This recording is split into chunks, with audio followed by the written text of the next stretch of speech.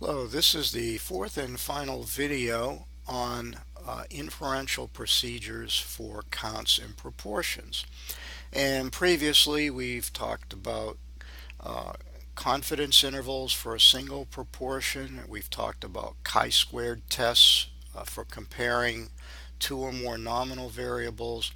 And then finally we talked about Simpson's paradox, where in analyzing nominal data, we often reach paradoxical or incorrect conclusions because of a failure to consider enough variables in the system that may have some bearing on the relationship between other variables.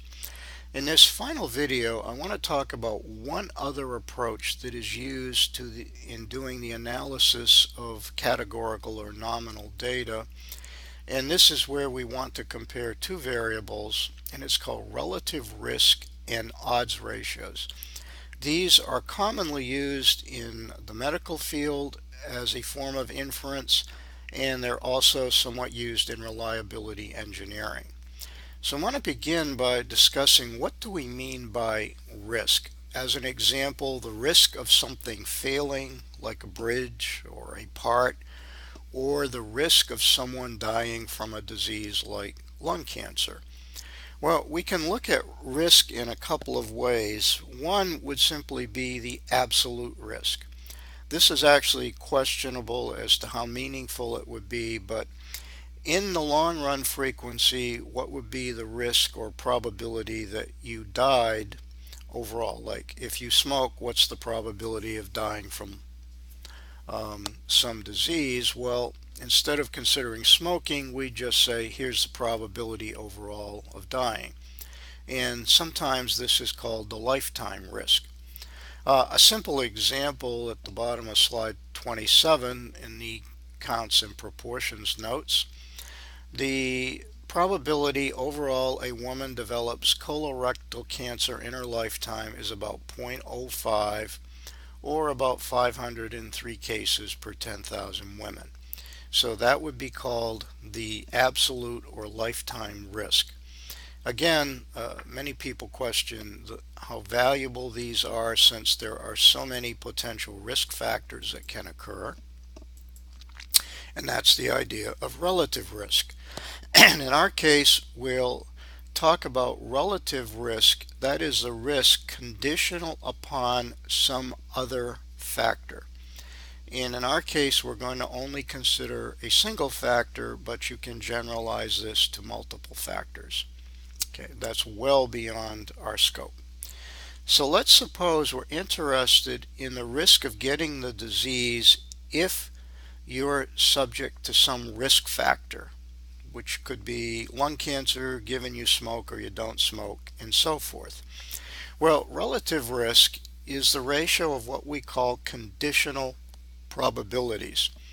So notice at the bottom of slide 28, relative risk, the probability of disease given exposure.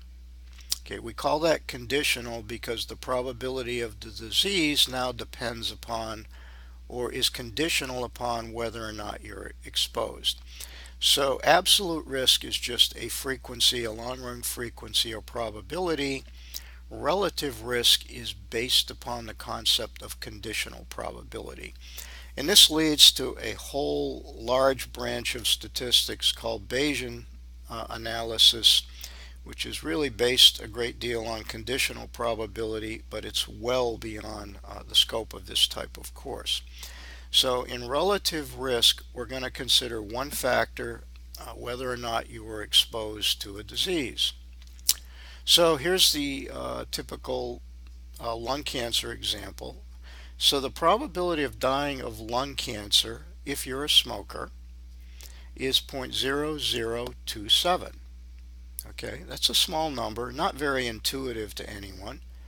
The probability of dying of lung cancer if you're a non-smoker is 0.000154.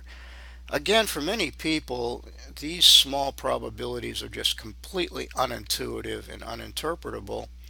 But if we put them in terms of odds or ratios, or some people call them relative risks. We're going to talk about odds in a moment.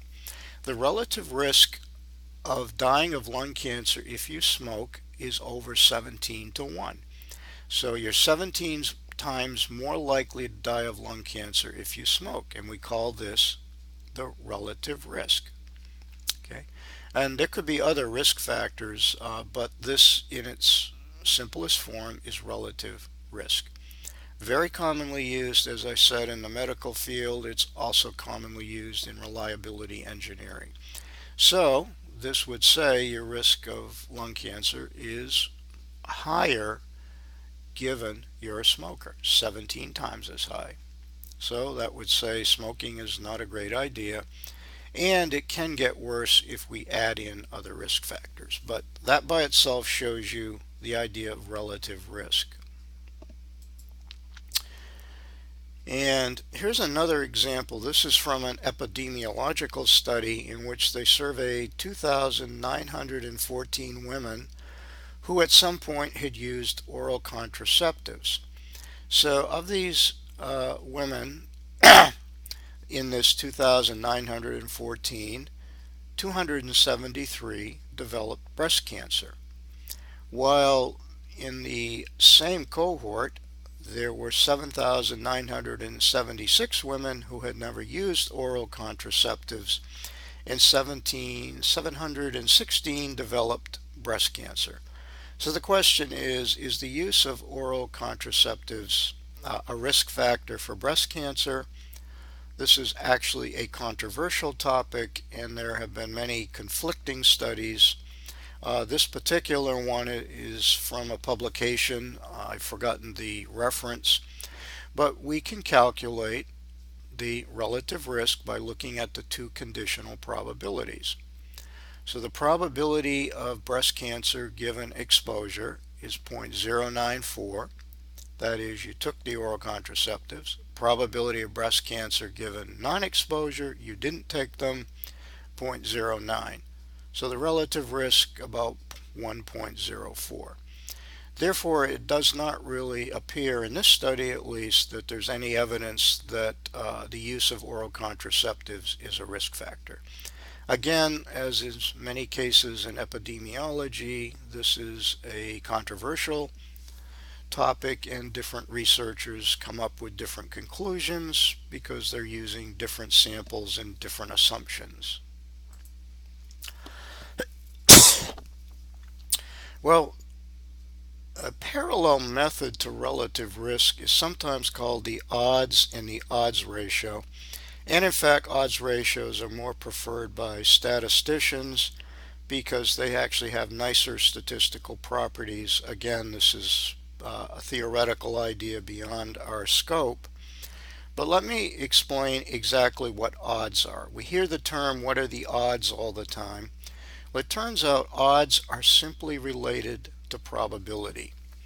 So if P is the probability that something will happen, the odds are just P divided by 1 minus P. In other words, the odds are the odds you win compared to you lose. So here's an example. The probability of having prostate cancer for Caucasian males over 50 years old is 0.001347.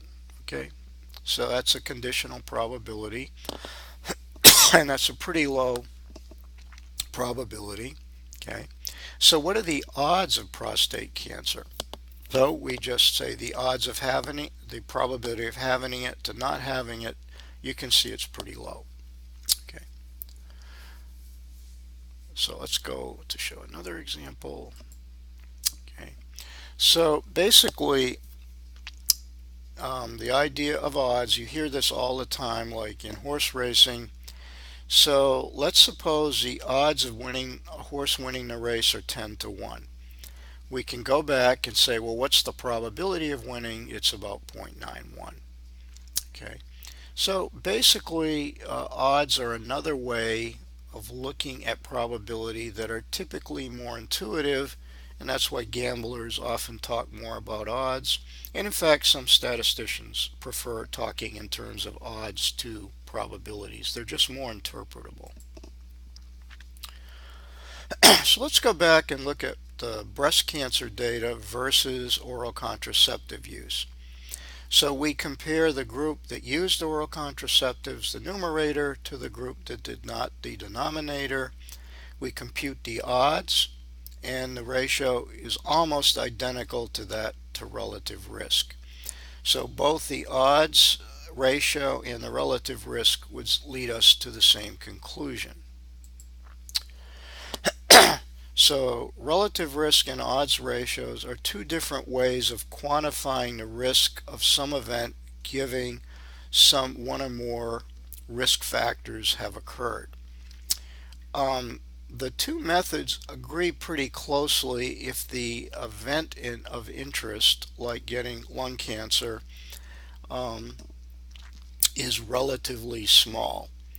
As the occurrence or prevalence increases, the two tend to give different conclusions. Okay, so I'm going to skip ahead, and what I'm going to do is just show you an example in JUMP that I did not include in the notes, because JUMP does relative risk and odds ratios. So this is actually data from a study of inmates at a women's state prison in New York. They are given blood tests and they are either positive or negative, and they are given a survey and asked whether they have ever used illegal drugs intravenously. So the answer is yes or no. So if we go to analyze fit y by x, we can see if intravenous drug use, I'll call it X, is related to whether or not you are HIV positive. Okay, this data is not tabulated, so there is no count or frequency variable. Well, if we take a look at the mosaic plot, it would certainly look like, in fact, I'll just label the percents, that if you have used intravenous drugs, then you're about 44-45% are positive, while if you did not, only 8%. So, and the chi-squared test says, yes, there is a relationship between the two variables. But what about odds and relative risk? So click on the main report menu to the left of contingency and go down and select relative risk. So JUMP asks you about how you want to compute the risk. I just would select the option calculate all combinations. Okay. So what I'm interested in is the odds of being positive given you did do intravenous drug use to the risk of being positive if you did not. So the relative risk is 5.6 or almost 6 to 1. So if you did use intravenous drugs, you're 6 times as likely to be positive.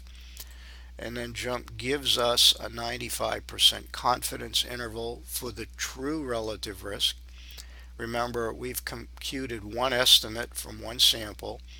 So the overall risk could be from about 3.75 to about 8.5. So clearly well above 1. So it would appear relative to intravenous drug use, your chances of being HIV positive go up. And then finally, let's look at odds ratio. Okay. And the odds ratio is computed based upon how you entered the data. So it views intravenous drug use as the risk factor. And notice, in this case, the odds ratio is almost 10 to 1. In other words, you're almost 10 times as likely to be HIV positive if you used intravenous drugs versus you did not. So in this case, the odds ratio is actually giving us an even higher risk than the relative risk, and that's because the HIV rates are higher overall. So that is the idea of what we call relative risk and odds ratios, again, commonly used in medicine and reliability engineering, and also I should say in gambling, is another approach to analyzing nominal data.